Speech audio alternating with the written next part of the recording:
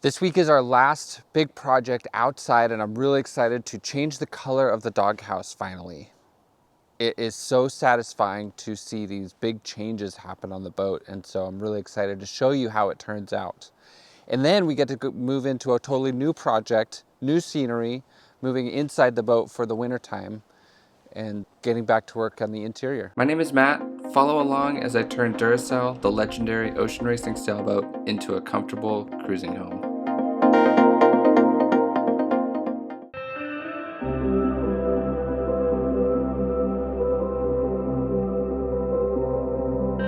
By far, the task we will do most often on this project will be sanding, of course.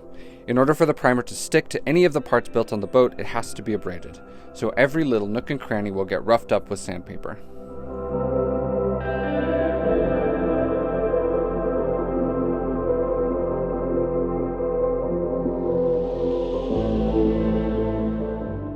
So it's time to prime the doghouse. We're going to put another coat on the cockpit. We're going to put a coat on the bowsprit. We're protecting everything from the sun and changing its color, which is really exciting. This doghouse looks really, really good. I'm excited to see it white like the rest of the boat.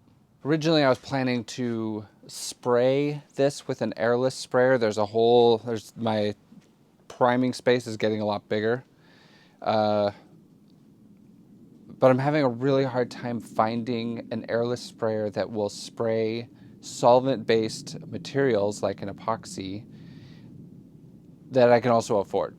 And so I found one. I have to convert it to be able to spray solvents, but yeah, it's been harder than I expected it to be to find a good airless sprayer. Today we're gonna roll the paint on again. Before painting, we clean the surface using Allgrip's T0006, which is a slowly evaporating surface cleaning solvent, and the 2-rag method. Of course, it is important to have all these surfaces super clean before applying any coating. A good paint job is all in the preparation. And once the surfaces are clean, we had to be really careful to not step on any of them. Back up. Got it. Again, we are using Allgrip's Hull Guard Extra, which is a 2-part epoxy substrate primer, and some call it a tie coat. This stuff is great because once it's put down on the boat, it stays open for 6 months, meaning I won't have to sand it before putting another coat on or applying the All-Fair epoxy fairing compound for up to 6 months. It provides a lot of flexibility in the paint process, and it being a tie coat, it helps the All-Fair have a good adhesion to the boat. It is a 2-part epoxy, so I mix the converter in the base and stir it up. And I like to thin it a little with the T0031 brushing reducer. Okay, for instance.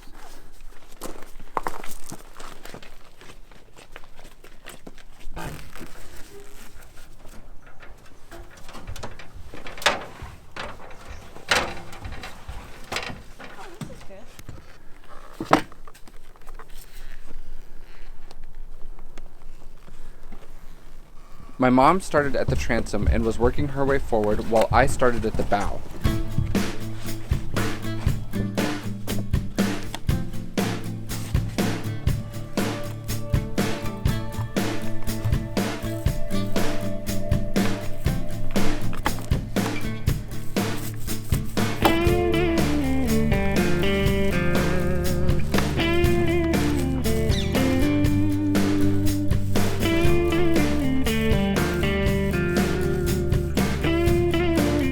I'm priming the bowsprit to protect the raw epoxy from UV damage, but I also want to see what it looks like white and how that could influence my decision to adjust the shape of the bow under the bowsprit.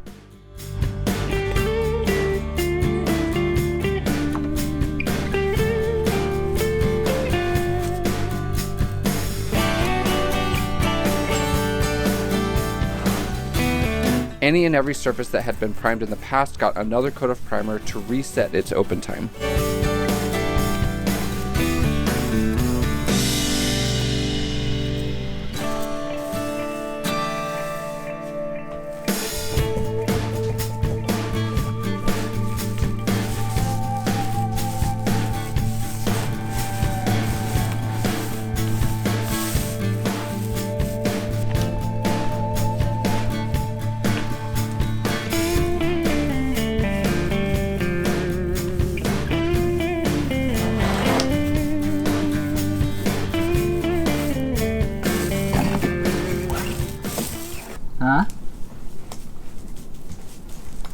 Huh?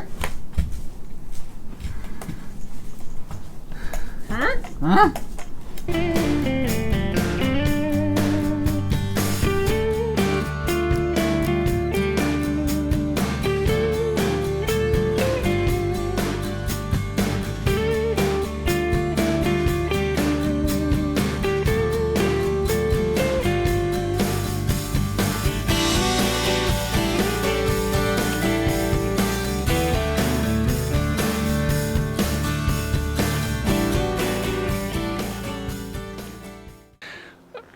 What am I saying again? Last night we painted the doghouse, so we're gonna go see what it looks like in the morning light.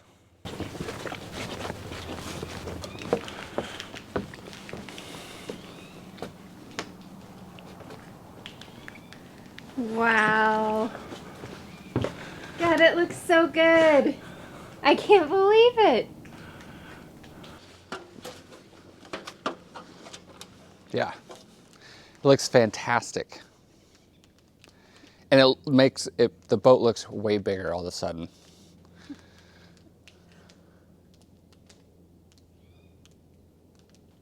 It's very cool. Let me see it from the ladder. It looks so good, honey. I agree. It looks amazing.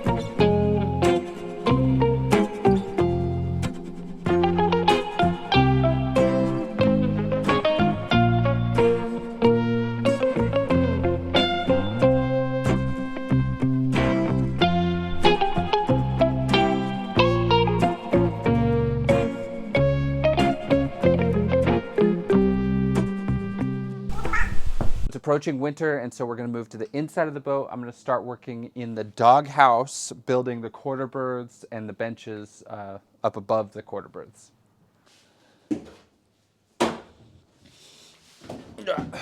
We're inside the dog house. On the starboard side, this is where the starboard quarter berth is going to be. On this side, we're planning on putting 2 seabirds underneath the bench, like bunk beds along the hull here. And then on the port side, we're planning on just a big double bed with a fuel tank underneath it. Last year, Marcos, an accomplished naval architect in Greece, reached out to us and offered to make CAD drawings based on my plans for Duracell. While I have changed some details of the quarter berth design, which we'll get into, this gives you a rough idea. Inside the doghouse will be opposing benches, and underneath the benches will be quarter berths. The quarter berths will have a small changing area with a closet that is forward of the main bulkhead where the doghouse benches are, and then you will crawl aft into the bed. Before any construction can happen in this space, it has to be cleaned up. I first cut away the remainder of the ballast tank and shaped the ring frame. Then I started drawing out on the bulkheads the placement of each of the berths. I used lasers to keep the berths level and to be able to position the ends. I used a batten to find the placement inboard. The aft end of the berth can be up against the hull, but since I'm leaving a piece of the ring frame, the forward side of the bunk will be moved inboard to fit around that frame.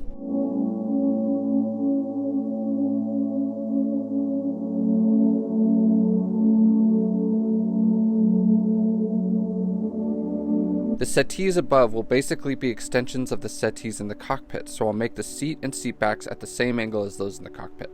The seat is at 8 degrees down from horizontal, and the back is 20 degrees from vertical.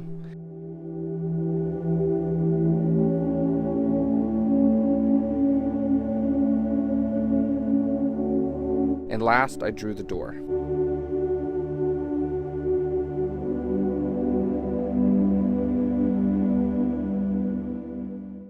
So I think I've got the placement of the berths where I want them.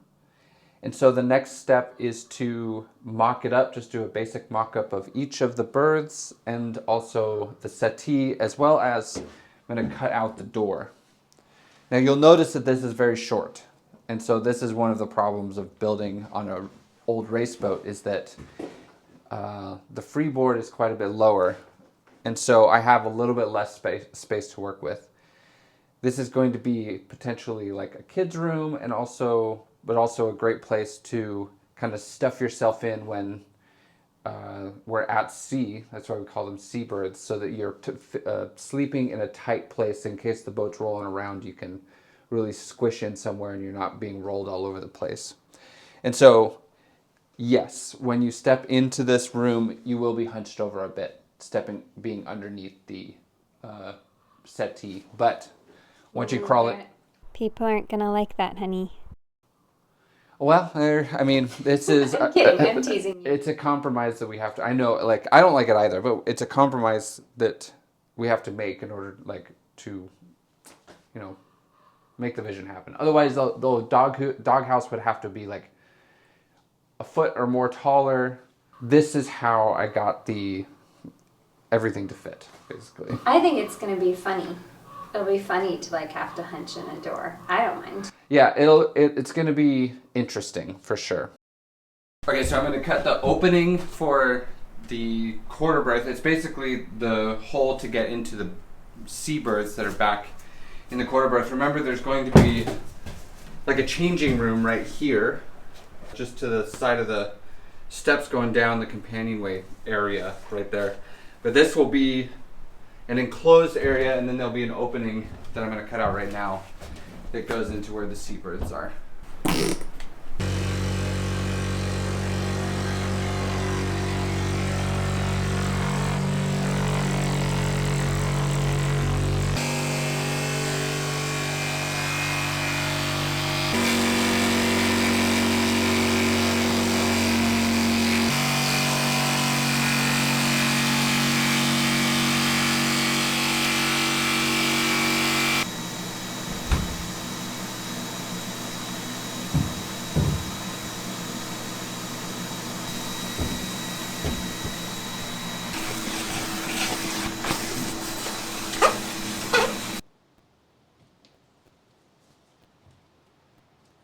Look at you sitting in your new doghouse.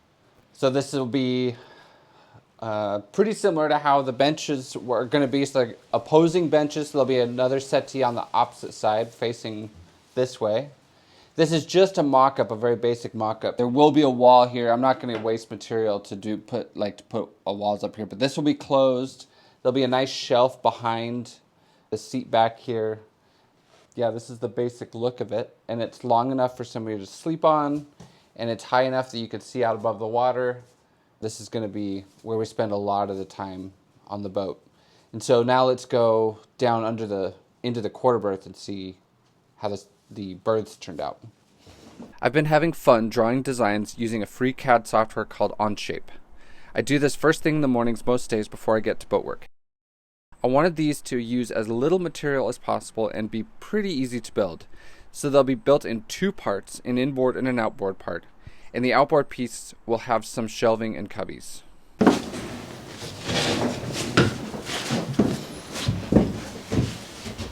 So as you can see, it is very short headroom inside here. But again, this space is just for sleeping in. So you'll just climb in and climb into the berth or into the room and then climb into your berth. It's not really for hanging out in, but I've got these seabirds staggered a little bit so that the person that's underneath can sit up a little bit and have some room for reading if they want to. They're pretty wide. I did this flare so that the berth could be a lot wider. So they're 25 inches wide, and they're going to have this open space in the middle to put slats across like a normal bed frame, and that way there's a lot of airflow for the underside of the mattress. We've always had problems with mold in our boats, especially on the underside of the mattress, so I like to keep that nice and open. And again, this is just a really basic mock-up just to show the basic shape of everything and make sure that everything can fit. There will be a wall coming down to the hull under this side There will be a wall coming up on the outboard side for a shelf. There will be lee cloths coming across so that when we're on a starboard tack, the person that's in the bed won't fall out of bed. And there'll be lee cloths on the top and the bottom. And again, there'll be shelving on the outboard side on the top bunk as well. So it's turned out pretty cool. Like I said, a really small space, and so it's a nice tight fit, but I think it's gonna work out pretty well. So there's a couple parts that we have to work around in order to fit these berths in the space. And so first there's what was the forward edge of the ballast tank, and it's this bulkhead right here. It's a ring. We're turning it into a ring frame or a stiffener. There would be a lot of unsupported hull space without that stiffener there. So we're going to leave it cut down from what it originally was and cap it to make it kind of a stringer, transfer stringer. And then there's a longitudinal stringer here. And the forward end was forward of the bulk of the ballast tank, and the aft end is the kind of the inboard wall of the ballast tank, and they were using the wall of the ballast tank as the stringer. And so since we've cut the ballast tank out, I'm going to have to change this to an actual stringer. So we'll beef it up, do a bunch of laminating to that. But those are the kind of things I had to work around in order to fit these two benches in here. But I'm pretty happy with how they've fit in here. Can you explain how you're going to achieve airflow in this quarter berth? There's a couple things I'm going to do. There's going to be opening windows on this wall that's below the bench, the settee, and then there'll be a fan on the inside of that window so they can suck air in from the bigger space in the boat. And there's also going to be, there are these holes in the aft bulkhead that are going to be plumbed to a vent that's along the back side of the settees in the cockpit.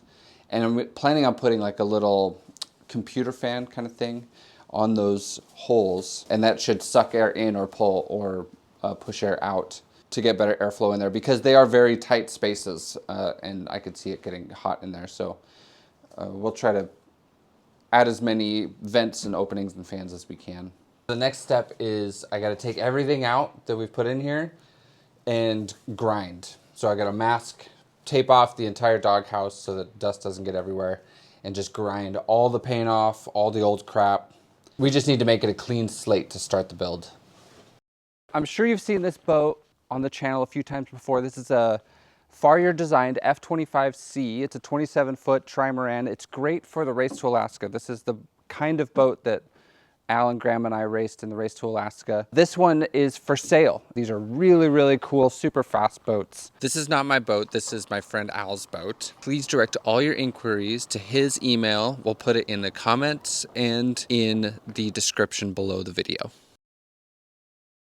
We're still trying to catch up with new Patreons that we got for the past couple weeks, and so we have a few more this week to share.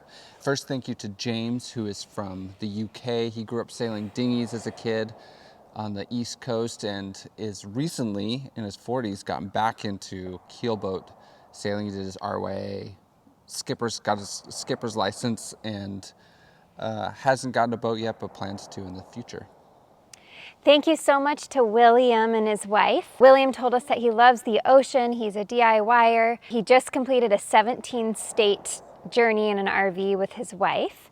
And he had some great advice for us, which I just thought I'd share. He said, have fun, keep up the good work, don't take shortcuts, love your wife, and enjoy the journey. Also, thank you to Olivier, who's from France. He's not into sailing, but he's into big projects, restoration projects. He does motorcycles, and he said he's been learning to build his own fairings out of fiberglass. And thank you to Ryan and his wife.